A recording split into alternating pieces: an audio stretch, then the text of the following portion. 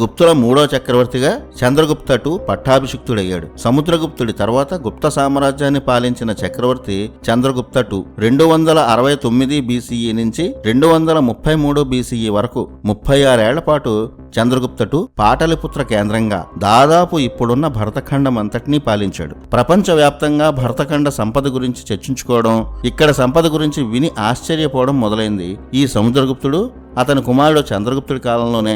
ఢిల్లీలోని కుతుబ్ మీనార్ లేదా ధ్రువస్తంభగా చెప్పే ప్రాంగణంలో ఉన్న ఎప్పటికీ తుప్పుపట్టని ఇనుప స్తంభం ఈ 2వ చంద్రగుప్తుడి కాలంలోనిదే.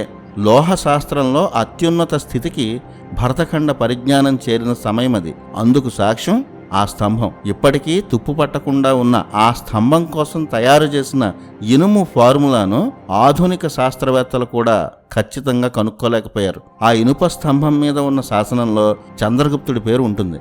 సప్త సింధు నదులు దాటి బాహ్లిక సామ్రాజ్యాన్ని శకులను అణిచివేసిన వీరుడిగా చంద్రగుప్తుడి విజయగాథ శాశ్వతంగా ఉండిపోవాలని ఆ ఇనుప విజయ స్తంభాన్ని నిర్మించారు. అంటే ఆనాడు బాహ్లికులు పాలించిన ఇప్పటి ఆఫ్ఘనిస్తాన్ వరకు గుప్త సామ్రాజ్యం తిరుగు లేకుండా పాలించిందని ఈ ఇనుప స్తంభ శాసనమే చెప్తోంది. అలా 2వ చంద్రగుప్తుడు తండ్రి సముద్రగుప్తుడి ఖ్యాతిని నిలబెట్టాడు. ఇతని కాలంలోనే రసాయన లోహ పరిశోధనలు అత్యున్నత స్థితికి వెళ్ళాయి.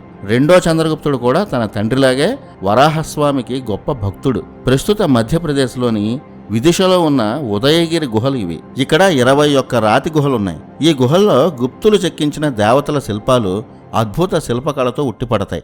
ఇవన్నీ గొప్ప దేవాలయాలుగా ప్రసిద్ధి చెందాయి. వాటిలో ఈ భారీ వరాహస్వామి విగ్రహం, హిందూ దేవీ దేవతల విగ్రహాలు ఉన్నాయి.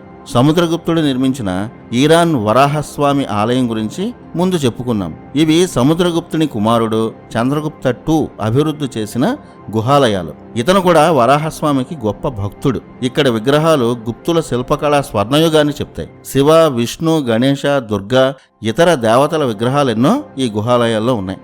శేష తల్పంపై శయనించే ఈ భారీ విష్ణు విగ్రహం అద్భుతంగా ఉంటుంది. ఇస్లామిక్ దండయాత్రల సమయంలో చంద్రగుప్త II విగ్రహం శిరస్సు భాగాన్ని ఖండించినట్టుగా చూస్తే అర్థమవుతుంది. గుప్తుల తర్వాత ఈ ఆలయాన్ని సమ్రాట్ విక్రమాదిత్య అభివృద్ధి చేశాడు. ఆయన పాలించినది 82 BCE సంవత్సరం అనే కాలాన్ని నిర్ధారించే సంస్కృత శాసనం ఇక్కడ ఉంది. గుప్తులు సనాతన ధర్మాన్ని మాత్రమే ఆచరించారని, వీరు విష్ణు అవతారమైన వరాహస్వామికి గొప్ప భక్తులని, సూర్యవంశ క్షత్రియులని చెప్పేందుకు తిరుగులేని ఆధారాలు ఈ ఉదయగిరి గుహాలయాలు.